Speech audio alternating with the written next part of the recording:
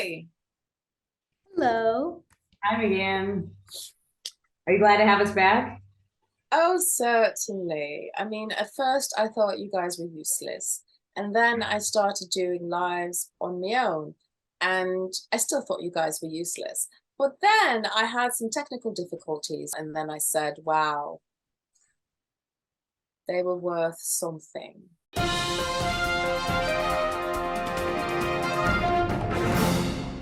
Good morning, good afternoon, good evening, depending on where you are on the globe. I'm Meganne, bringing to you fur by the minute, the fluff, the raw, and sometimes the rough in this week's fur.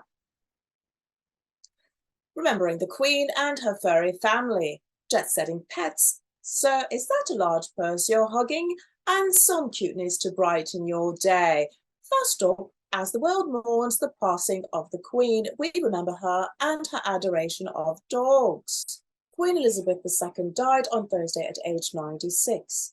Her death marks the end of a long reign that saw the dissolution of the British Empire, a media frenzy, and decades of dedication to her dogs, in particular corgis and doggies. Since she was a child, she's been in love with dogs and had been gifted corgi Susan.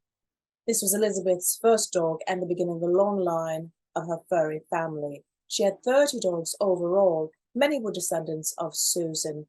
There is chatter that the dogs will remain with her son, Prince Andrew, other lineage or staff. She leaves behind 2 corgis, Newick and Sandy, 1 doggie named Candy, and a Cocker Spaniel, Lissy. We would like to have a moment of silence for the Queen.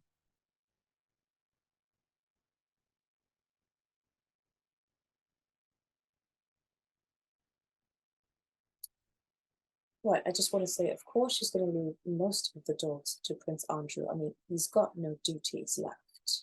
Next up, what price would you pay to transport your pet? Parents are paying a pretty penny to fly their children. NBCnews.com reported on a couple spending $18,000 to put their pets and human helper on a private plane from Hong Kong to Singapore.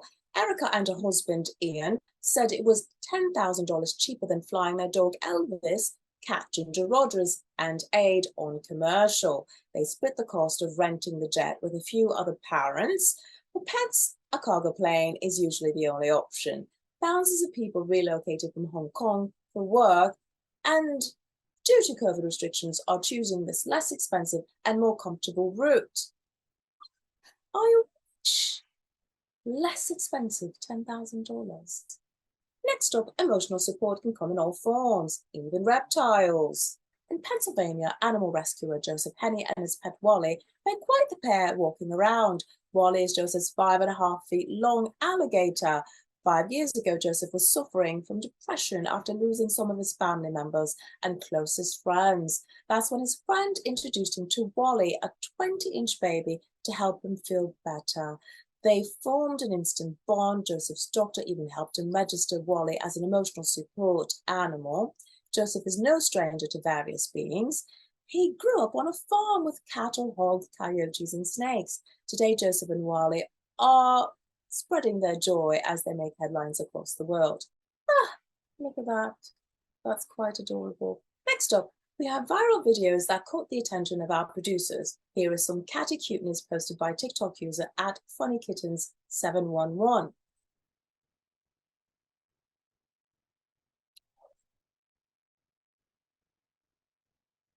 Oh my gosh, oh, look at that. Oh. Okay, so this one is for the Queen. User at corgi.coda shares why the corgi is the top dog. Oh, it doesn't even look real.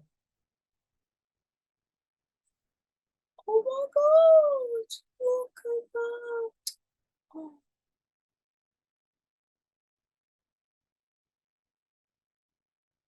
Oh my.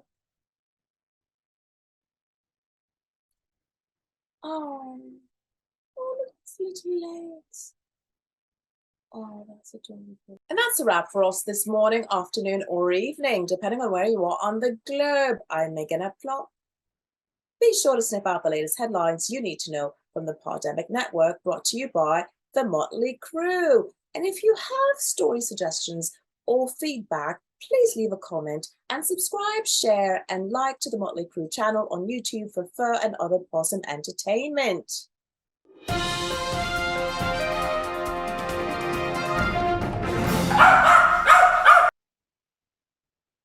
Tribute to the Queen. I'm gonna put a tank on our little Corgi. Just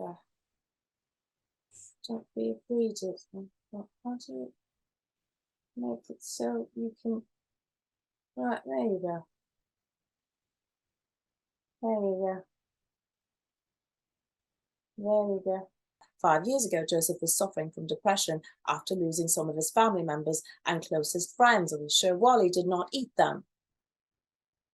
Sorry. He tried to keep that in.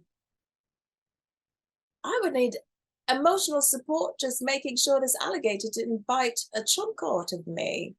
No, I feel like I would need emotional support, just like I would need an emotional support animal to support me having the emotional support alligator, because at any moment, I feel like the alligator could decide that, oh, you know what, you look tasty today. Very soon, I will be saying that $10,000 is much cheaper. I will be saying, are you kidding me? I don't like commercial, it's more expensive. It's cheaper to have a private plane. Found Yes. a dog blogger from New York called The Doggist. Dog. And I think we might like to interview him on the show. What do you think? I'm not familiar with him, but is there like a particular video? So he takes photos of dogs all over the city, is what you say? Yeah. Got it.